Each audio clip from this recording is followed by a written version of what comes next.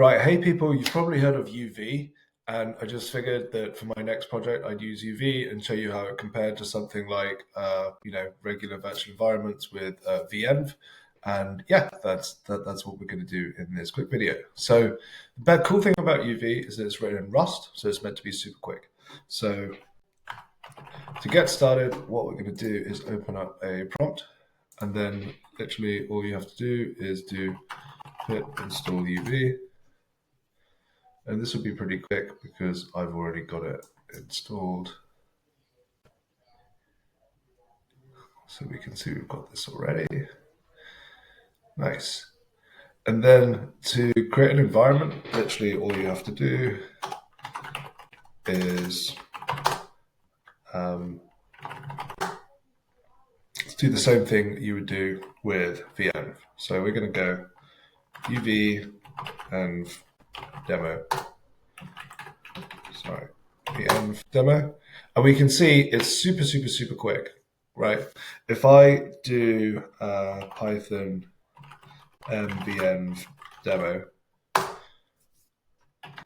and I can work out how to spell, I can literally grab my coffee and have a wait because this is going to take so long.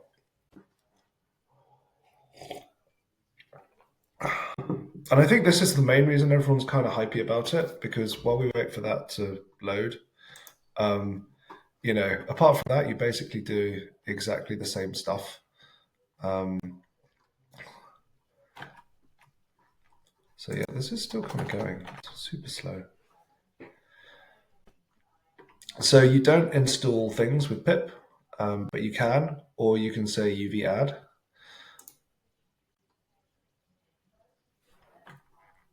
And then apart from that, you can just do stuff like UV run, which is pretty cool.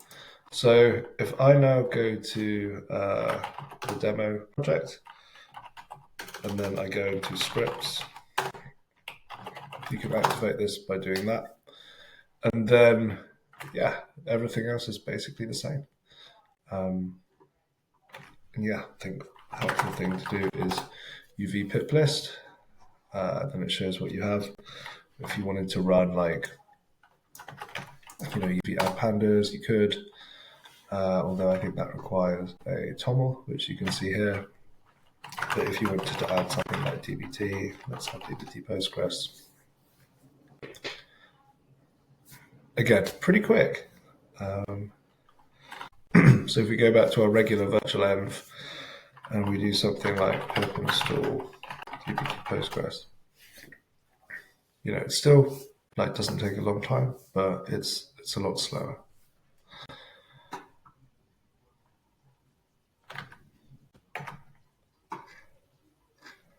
So yeah, that's a quick summary of how to get started with UV and how it compares with virtual environments.